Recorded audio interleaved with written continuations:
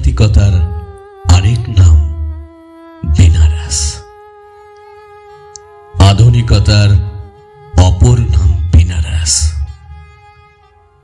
বিসমিল্লাহর শহর বেনারস।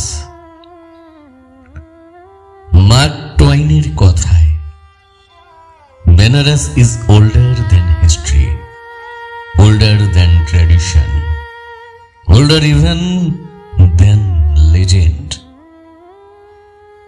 বেনারস কোনো শহর নয়, বেনারস সময়, বেনারস আত্মা, বেনারস সেই ভালোবাসা যার আদি নেই, অন্ত নেই। সবকিছু ছাপিয়ে সে কাশী বিশ্বনাথের শহর। কথায় বলে, কাশীতে কখনো কেউ অভুক্ত থাকে না। থাকবে কি করে? যে শহর নিজেই এক জাতিস্বর, কাল ভৈরব যাঁর রক্ষাকর্তা, যে শহরে রয়েছেন মা অন্নপূর্ণা স্বয়ং। গঙ্গার ঘাটে বসে কান পাতলে যেন শোনা যায় কবিগুরুর সেই কথাগুলো।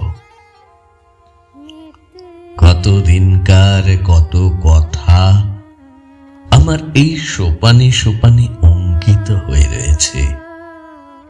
পুরনো কথা যদি শুনতে চাও, আরো এক ধাপ নেমে বসো, মনোযোগ দিয়ে জলকল্লোলে কান পাতো।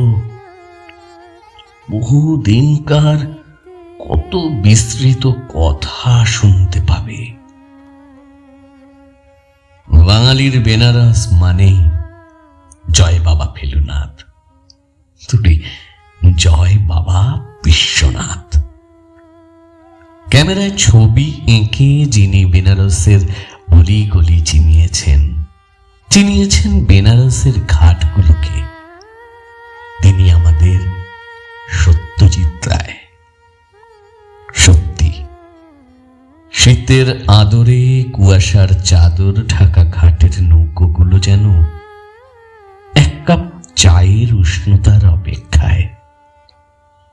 শীতের শহরে অলিতে গলিতে যেন গন্ধে মম করে কচুরি থেকে মালাইয়ের, চাট থেকে বেনারসি পানির, লস্যি থেকে কাশীর সেই বিখ্যাত পেয়ারাগুলোর।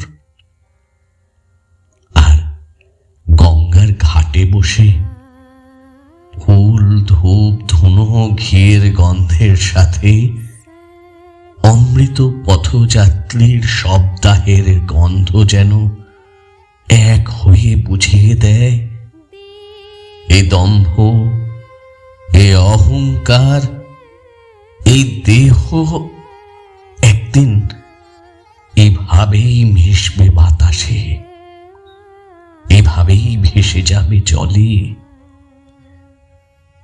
গঙ্গার তীরের আরতি কেবল শুধুমাত্র ধর্মীয় আচার নয়, এটি প্রকৃতি, মানব ও ব্রহ্মাণ্ডের মধ্যে এক চিরন্তন সংযোগের প্রতীক। বেনারস শুধুমাত্র